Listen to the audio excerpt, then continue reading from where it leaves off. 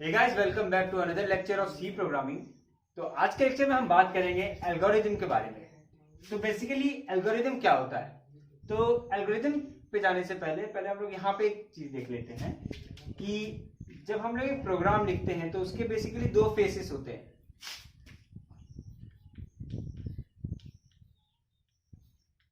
Programme process has two phases। पहला होता है प्रॉब्लम सॉल्विंग प्रोसेस।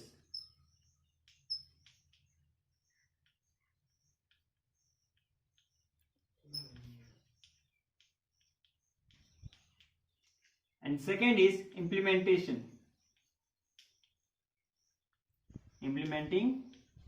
प्रोसेस। अब ये दोनों क्या होते हैं? पहला इज प्रॉब्लम सॉल्विंग प्रोसेस। तो ये जो प्रॉब्लम सॉल्विंग प्रोसेस होता है, इसमें होता क्या है कि जब भी अगर आपको कोई प्रोग्राम करने के लिए कोई क्वेश्चन देता है कि दिस इज द क्वेश्चन, इस पे आपको एक प्रोग्राम में कोई कोड लिख के दीजिए, तो जब आप क्वेश्चन दिखते हैं तो आपके माइंड में एक एल्गोरिथम आता है कि हाँ, मैं ये फॉर्मूला लगा दूंगा तो मेरा ये क्वेश्चन हो जाएगा, ये प्रोग्राम मेरा हो जाएगा। तो इसमें बेसिकली इंक्लूड होता है work with algorithm.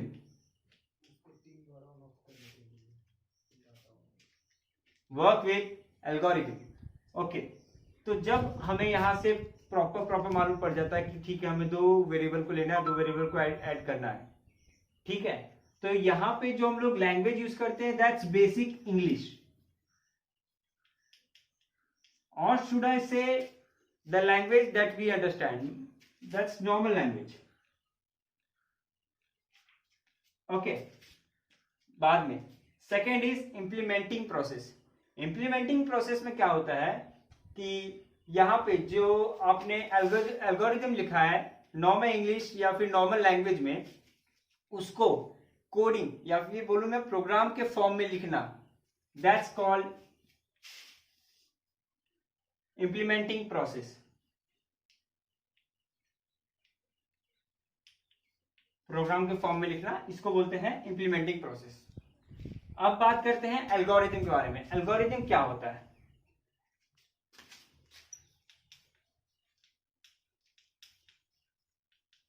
Algorithm it's a step by step procedure to solve any problem. It is a step-by-step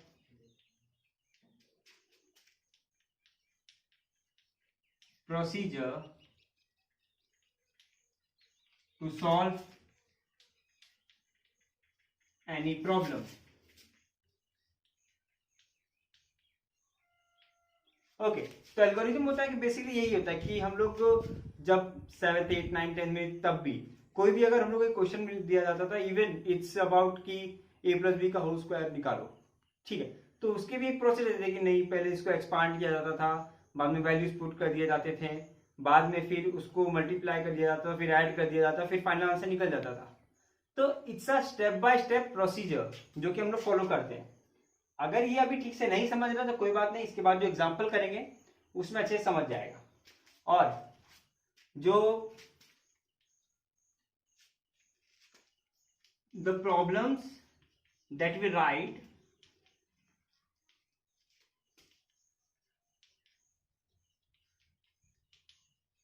in normal English, or should I say normal language, is called pseudo code।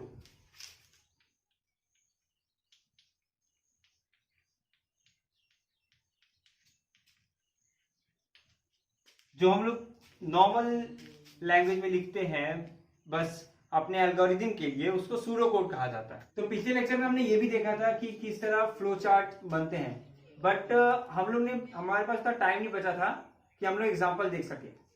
तो let's अभी यहाँ पे एक algorithm solve करेंगे और साथ ही साथ उसका एग्जांपल भी करेंगे। ओके, तो चलो एक एल्गोरिथम ले लेते हैं to write a program of addition of two number.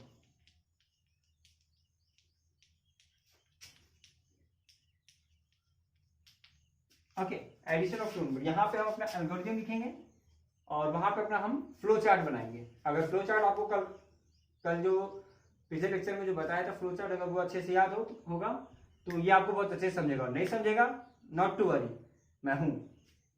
Okay, तो step 1, start the program. Okay, step 2, अब हमें यहां पे बोला गया है कि 2 नंबर को ऐड करना है, तो जाहिर सी बात है अभी यहां पे एक इनपुट आएगा 2 नंबर का, यानी कि एक ए रहेगा एक बी रहेगा, या फिर मैं सी ले सकता हूं, डी ले सकता हूं, कोई भी वेरिएबल जो मेरा मन हो। रीड ए एंड बी, हमने यहां पे 2 वैल्यू इनपुट किया है। ओके, एक ए एंड एक बी जो यूजर डिफाइंड इनपुट रहेंगे।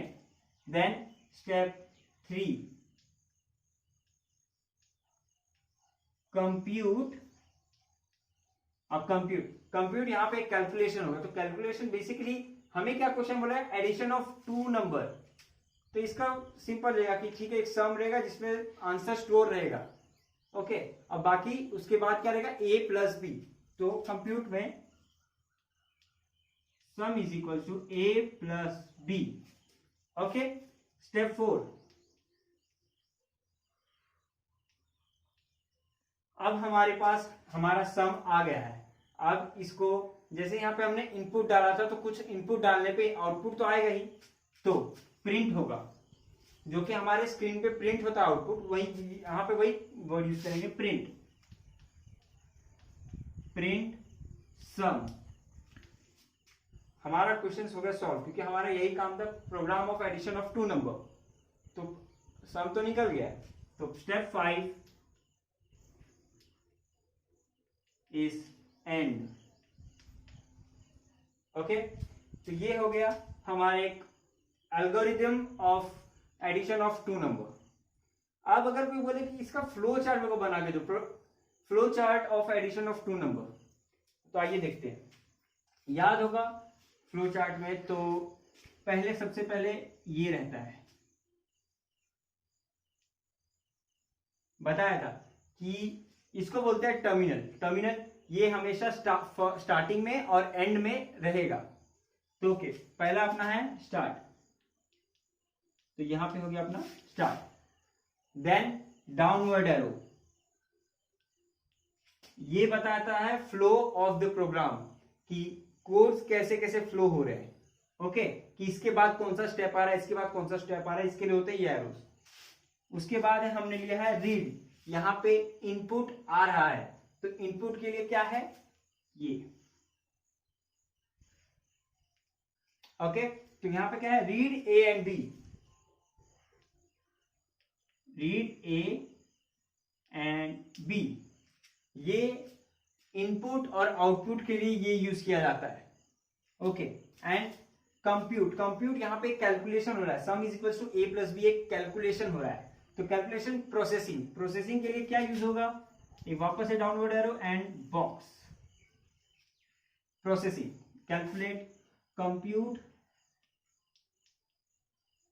ए प्लस बी, यहां पे सम आएगा, sum is equal to A plus B. अब हमारा कंप्यूट भी हो गया, कुछ आउटपुट आएगा जो कि प्रिंट होगा हमारे स्क्रीन पे, तो प्रिंट के लिए वापस एक आउटपुट आएगा। ओके, यहां पे प्रिंट हो जाएगा क्या, सम, प्रिंट सम। अब गाइस मेरा यहाँ पे खत्म हो गया, मेरे को वहां से कंटिन्यू करना है, तो डायरेक्ट मैं यहां से कंटिन्यू कर सकता हूं, नहीं, क्यों, क्योंकि आप यहां पे इसको छोड़ देना, यानी कि आपका ये प्रोग्राम यहाँ पे खत्म हो गया है। आगे कंटिन्यू करने के लिए यहां पे जगह नहीं, से मैं यहां पे शो कर दे रहा हूं, you have to do this, okay this, and फिर यहां से कंटिन्यू हो सकता है ये। ओके, और यहां पे जैसे हमारा सम हो गया, प्रोग्राम का एंड होता है, स्टार्ट और एंड एक ही है, यानी कि टर्मिनल्स होते हैं वो, जो कि स्टार्ट और एंड होता है। तो यहां पे मैंने लगा दिया एक और terminal which is and. Okay, अगर ये अच्छे से समझ गया होगा तो एक और एग्जांपल करते हैं ना। आई विल सजेस्ट यू कि वो एग्जांपल आप खुद से सॉल्व कीजिए, स्क्रीन को पॉज कर दीजिएगा और उसको खुद से सॉल्व कीजिएगा। तो next is program for average of 3 numbers. Okay okay, I hope आप सभी लोगों ने सॉल्व कर लिए होंगे। तो अगर कर लिए हैं तो आइए साथ में आंसर मैच कीजिए, और नहीं तो साथ में आप मिलकर सॉल्व करते हैं। ओके, तो यहां पे बोल रहा है कि एवरेज ऑफ 3 नंबर निकाला है, यानी कि ठीक है, पहले 3 नंबर लेने हैं, 3 वेरिएबल ले लेना है, तीनों को ऐड करना है एंड बाद में उसको 3 से डिवाइड कर देना है। ओके, सिंपल है, बट इस फॉर्म में कैसे लिखना है? ओके, तो स्टेप 1 होगा स्टार्ट। ओके, हमेशा फ्लो चार्ट ये यहां पे हमेशा रहेगा स्टार्ट और एंड, ये दोनों फिक्स रहेंगे। स्टेप 2, यहां पे नंबर्स रीड करेंगे वो भी 3, रीड 3 नंबर्स। ओके, क्योंकि 3 वेरिएबल हम ले रहे हैं, ए बी और सी, जो कि हम डालेंगे उसमें वैल्यूज। नेक्स्ट स्टेप 3, स्टेप 3 में क्या रहेगा? कंप्यूट। कंप्यूट क्या कैलकुलेशन करना है? क्या पहले प्रोग्रामिंग में बेसिकली आप डायरेक्ट कैलकुलेशन नहीं कर सकते, यू कांट कैलकुलेट ए का square by writing a square. इसके लिए आपको लिखना पड़ेगा a इंटू ए। तो बेसिकली अभी हम लोग यहाँ पे जो कैलकुलेशन करने जा रहे हैं वो रहेगा कुछ इस तरह कि एवरेज का फॉर्मूला होता है a plus B plus C upon 3। यहाँ पे एवरेज का फॉर्मूला ये है, लेकिन हम लोग क्या कर रहे हैं, पहले इस पार्ट को सॉल्व कर रहे हैं, देन इस पार्ट को एक कॉम्पैक्ट वेरिएबल बना के फिर इसको कर देंगे a is equal to sum by 3, जो कि यहाँ पे हमारे लिए इजी पड़ेगा। Okay, so let's get started. Compute a plus b sum is equals to a plus b plus c. Okay. Now step 4. अब हमें सम मिल गया है, तो हम ये वाला कंप्यूट करेंगे।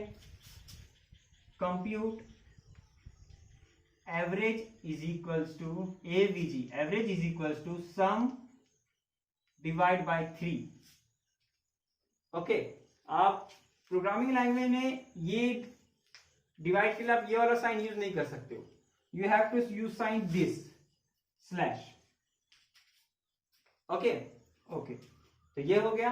एंड नाउ अब हमें एवरेज मिल गया है, तो अब हमें क्या करना है, एवरेज को प्रिंट कराना है। Step 5, print average. अब एवरेज प्रिंट हो गया, यानी कि हमारा आंसर निकल गया। करना क्या है, प्रोग्राम को terminate. Step 6 and, that's it, खत्म।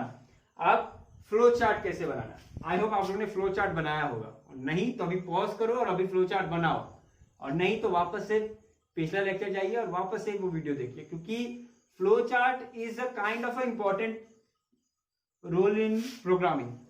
तो अगर वो नहीं समझा है तो वापस से कमेंट सेक्शन में बताइएगा। सो अगर नहीं हुआ है तो मैं वापस से वो लेक्चर ले लूं, ताकि फिर हम लोग आगे स्मूथली बढ़ सके। Okay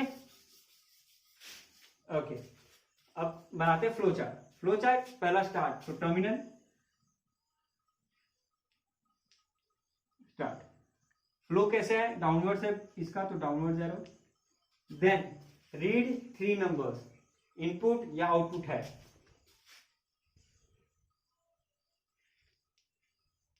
read 3 numbers, downward arrow. फिर क्या है, कंप्यूट, यहां पे कैलकुलेशन आ गया, तो प्रोसेसिंग हो रहा है यहां पे, तो sum is equal to A plus B plus C. वापस से क्या हो रहा है, वापस से कंप्यूट हो रहा है, वापस से प्रोसेसिंग हो रहा है एवरेज का, तो average is equals to sum by 3। Okay, बाद में प्रिंट कराना है इसको, एवरेज को प्रिंट कराना है। प्रिंट कराने के लिए वापस से इनपुट डाले हैं, इनपुट और आउटपुट का सेम साइन है, तो अगेन ओके, तो प्रिंट एवरेज, इसको मैं यहां नहीं लिखता हूं, वो साइड लिख देता हूं, तो यहां पे हम डाल देंगे ये वाला साइन। ओके,